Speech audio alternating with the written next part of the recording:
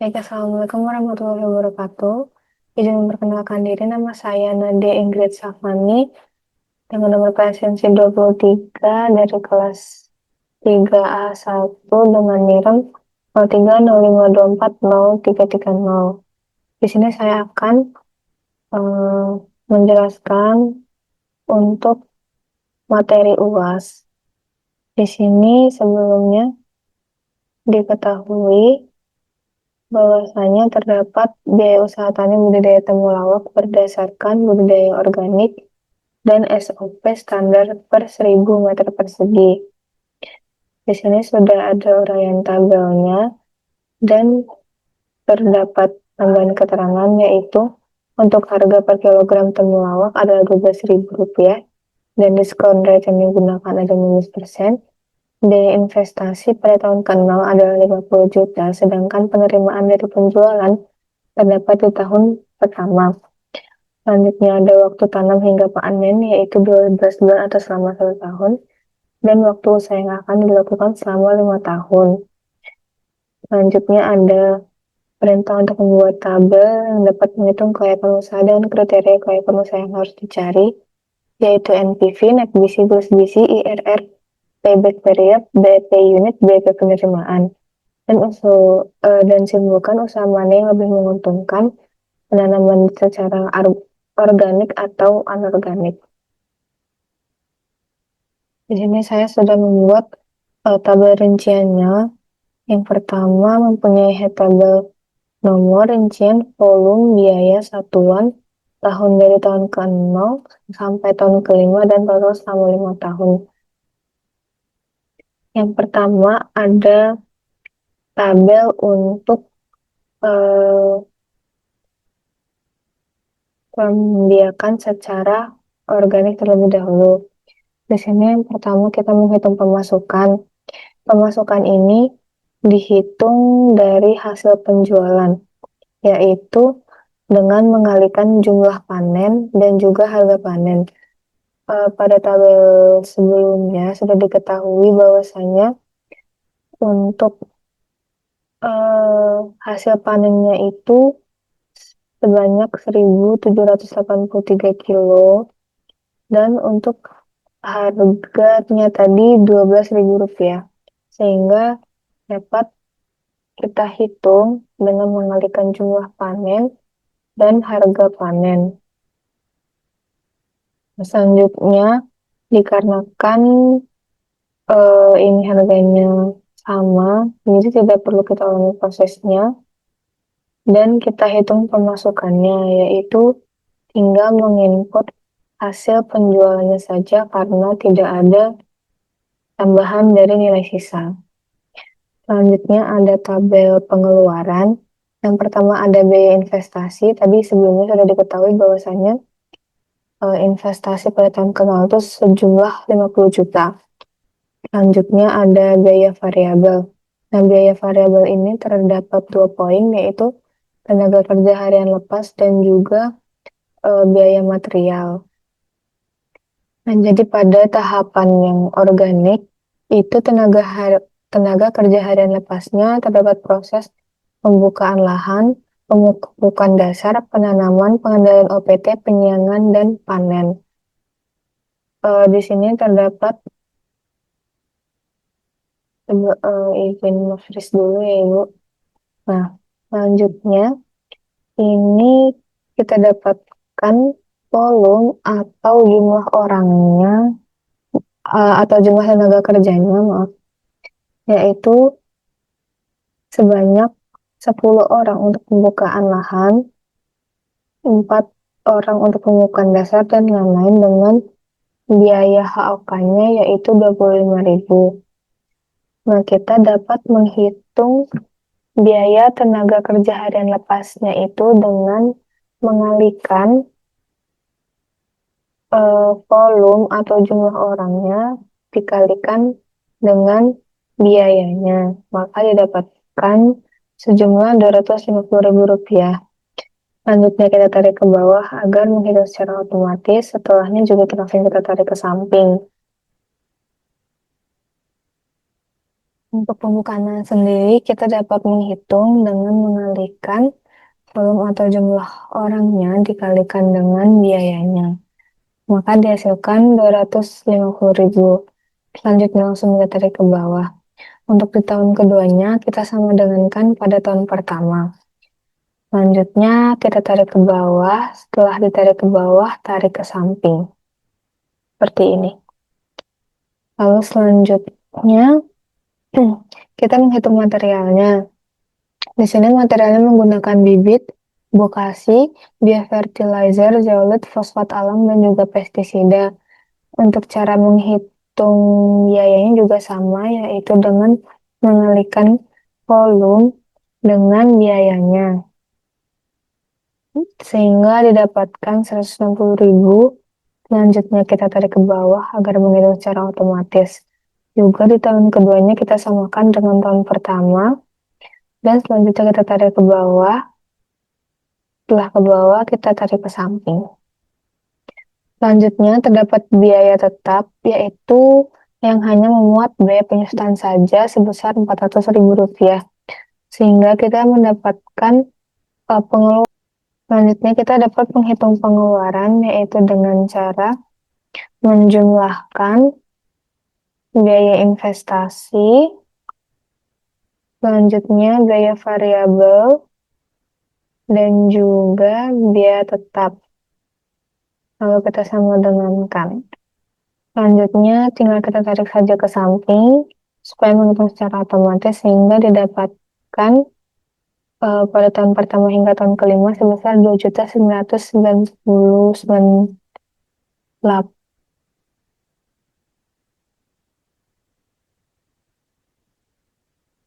Tarik ke samping sehingga pengeluaran di tahun pertama hingga tahun kelima yaitu sebesar Rp2.998.000 sesuai dengan perhitungan pada awal tadi di total biaya budidaya organik. Selanjutnya kita menghitung keuntungannya. Keuntungan ini didapat dari pemasukan dikurangi dengan pengeluaran. Lalu kita tarik ke samping. Sehingga didapatkan keuntungan di tahun pertama hingga tahun kelimanya itu sebesar 18.300.000. Selanjutnya, kita menghitung kriteria investasinya dikarenakan diskon rate yang kita gunakan tadi 15%, maka cara menghitungnya untuk di tahun ke-0 yaitu dengan sama dengan 1 dibagi dengan 1 ditambah diskon rate-nya. Sebelumnya ini kita kunci dulu supaya nanti apabila kita pindahkan otomatis tidak bergerak. Lalu tutup kurung, kita pangkatkan dengan sesuai tahunnya. Maka didapatkan DF pada tahun DF pada tahun ke-0 yaitu 1. Sehingga langsung kita geser saja ke samping. Ini kita kurangi aja nolnya. Seperti ini. Lalu selanjutnya ada PV penerimaan. Jadi untuk PV penerimaan ini cara menghitungnya adalah mengalihkan DF dikalikan dengan pemasukan per tahunnya, yaitu DF dikalikan dengan pemasukan per tahunnya. Selanjutnya ini kita geser saja ke samping hingga tahun kelima. Untuk PV biaya sendiri itu kita mengalihkan DF dengan pengeluaran per tahun.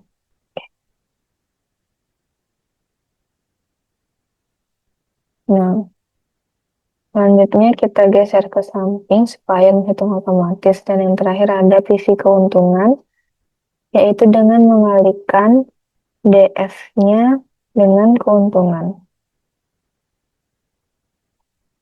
Lalu geser ke samping. Selanjutnya, untuk NPV sendiri itu penjumlahan dari PV keuntungan dari tahun ke-0 hingga tahun ke-5.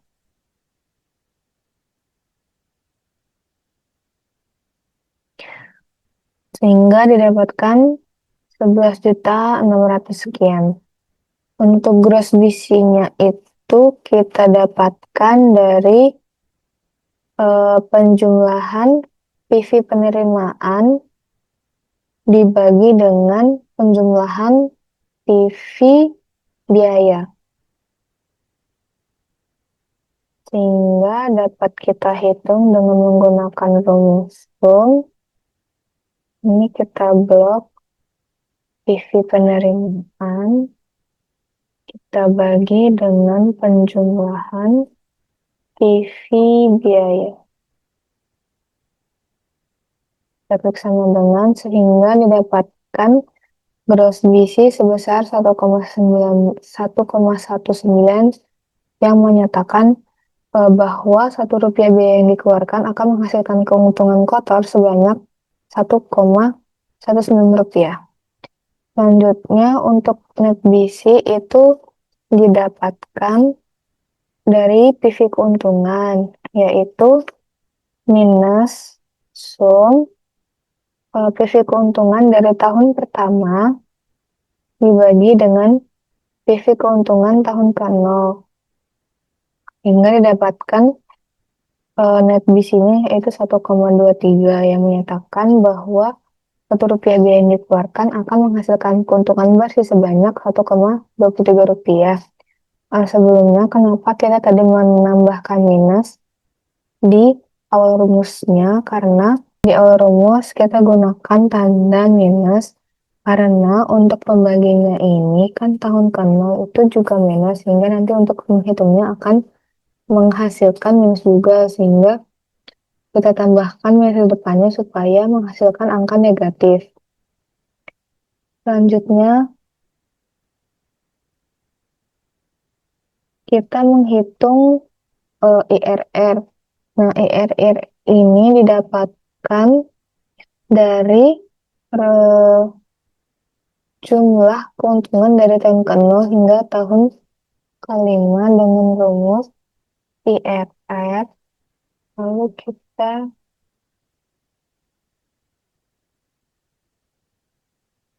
Nah, untuk IRR sendiri itu didapatkan dari rumus IRR dalam kurung keuntungan dari tahun ke-0 hingga tahun ke-5, sehingga didapatkan 24% yang mengartikan pengambilan investasi sebanyak 40% selama 5 tahun.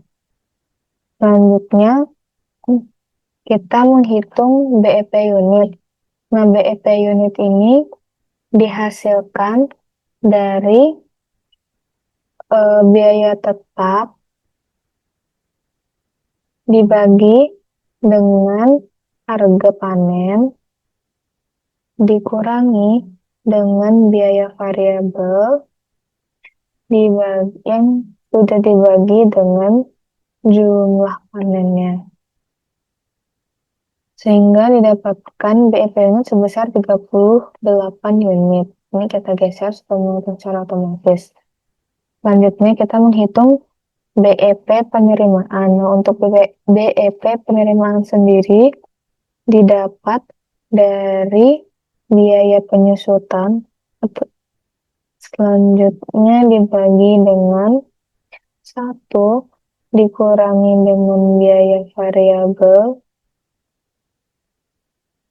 dibagi dengan hasil penjualan. Sehingga didapatkan BEP penerimaan sebesar 455.000. Ini kita geser untuk mengatasi otomatis. Nah, sebelum menghitung payback period ini, kita hitung dulu kumulatif PV per tahunnya. Yaitu ini kita sama dengan kan PV, maaf, ini kita sama dengan kan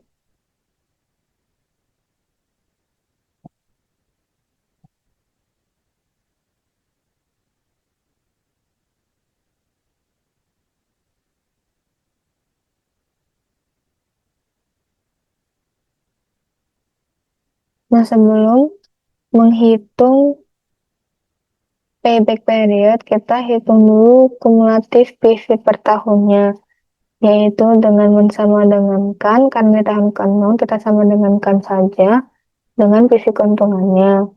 Tapi untuk tahun pertama dan sampai tahun seterusnya, itu kita menambahkan kumulatif PV tahun ke-0-nya dengan PV keuntungan tahun selanjutnya. Sehingga ini kita bisa tarik sampai tahun ke-5. Seperti itu. Nah, begitu perhitungan untuk budidaya secara organiknya. Selanjutnya kita akan membahas tabel di budidaya anorganik. Di budidaya anorganik ini terdapat perbedaan dari budidaya organiknya, yaitu dengan jumlah panennya yaitu 2.231 per tahunnya. Dan juga terdapat perbedaan eh,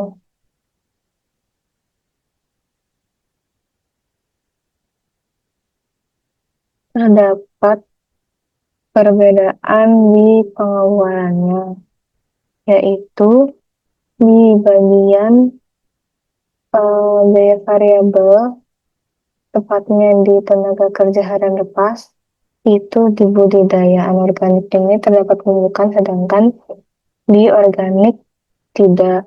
Juga ada perbedaan material, di mana material di budidaya anorganik ini menggunakan pupuk kimia. Selanjutnya, untuk cara menghitung pemasukannya, yaitu sama dari hasil penjualan, dari mengalihkan jumlah panen juga harga panen seperti sebelumnya. Untuk pengeluaran ini juga kita menjumlahkan dari biaya investasi, biaya variabel, juga biaya tetap, yaitu dari biaya penyusutan, sehingga didapatkan pengeluaran sebanyak 3.400.000 di tahun pertama hingga tahun kelima.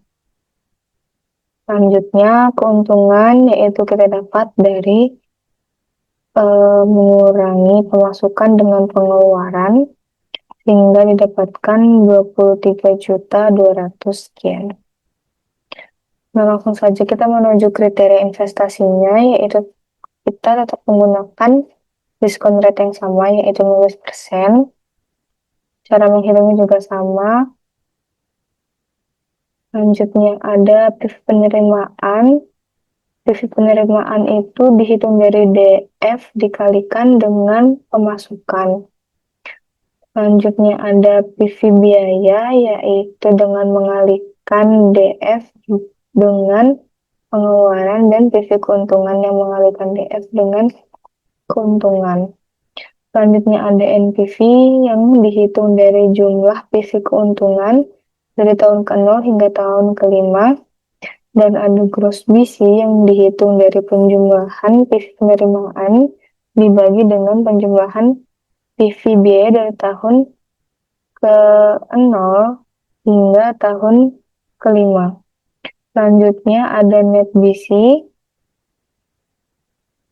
yang dihitung dari minus jumlah PIV keuntungan dari tahun pertama hingga tahun ke-5 dibagi dengan PIV keuntungan tahun ke-0. Nah, dari perhitungan gross BC dan net BC ini dihasilkan bahwasanya gross BC ini didapatkan sebesar 1,45, yang dimana artinya itu setiap Rp1 biaya yang dikeluarkan akan menghasilkan keuntungan kotor sebanyak Rp1,45. Dan untuk net BC sendiri dihasilkan bahwasanya setiap Rp1 biaya yang dikeluarkan akan menghasilkan keuntungan bersih sebanyak Rp1,56. Selanjutnya ada IRR dengan rumus IRR dalam kurung keuntungan dari tahun ke-0 hingga tahun ke-5 seperti sebelumnya, dan BEP unit kita hitung dari biaya tetap dibagi dengan harga dikurangi biaya variabel dan dibagi dengan eh, jumlah produknya. Sehingga didapatkan 38 unit di setiap tahunnya. Untuk biaya BEP penerimaan didapatkan dari biaya penyusutan dibagi dengan satu dikurangi biaya variabel dan dibagi hasil penjualannya. Sehingga didapatkan biaya penerimaan sebesar Rp452.000. Sebelum menghitung payback period, kita juga menghitung terlebih dahulu kumulatif PV per tahunnya. Untuk di tahun ke-0 sendiri, kita cukup sama dengankan PV keuntungan tahun ke-0 saja. Namun untuk tahun pertama hingga seterusnya, kita menjumlahkan tahun sebelumnya dengan tahun saat PV keuntungan saat itu. Sehingga didapatkan kumulatif PV per tahunnya. Namun tetap tidak menutup payback periodnya yang ber payback periodnya. Untuk payback periodnya sendiri tetap lebih dari 5 tahun seperti budidaya organik. Nah, juga di sini saya punya interpretasi kelayakan usaha pada kondisi normal. Nah, usaha ini akan dikatakan layak jika asumsi yang digunakan itu memenuhi NPV lebih dari 0, IRR lebih besar dari diskon rate yang dipakai, gross BC lebih besar daripada 1, net BC lebih besar daripada 1, dan payback period lebih kecil daripada usia bisnisnya. Namun, di kondisi ini hanya payback period saja yang tidak memenuhi. Nah,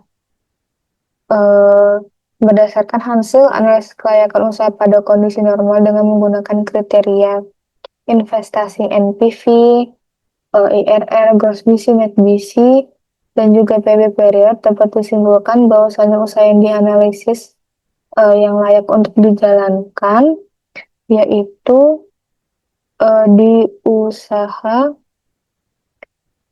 budidaya anorganik, yaitu nilai NPV-nya sebesar 28 juta sama dengan kumulatif PV per tahun yang tahun kelima yang menunjukkan bahwasannya usaha mampu memberikan manfaat bersih positif selama 5 tahun dan juga memiliki nilai IRR sebesar 30% yang lebih besar dibandingkan dengan tingkat diskon yang digunakan yaitu 15%, yang menunjukkan bahwasannya usaha memiliki tingkat pengambilan investasi yang menguntungkan. Juga nilai gross BC sebesar 1,145 dan juga net BC 1,56 yang menunjukkan bahwasannya setiap satuan yang dikeluarkan mampu menghasilkan penerimaan dan keuntungan bersih yang lebih besar dari satu satuan biaya. Meski nilai payback period yang belum tercapai sebelum akhir umur usaha atau 5 tahun, secara keseluruhan usaha tetap dinyatakan layak karena seluruh kriteria investasi utama telah terpenuhi.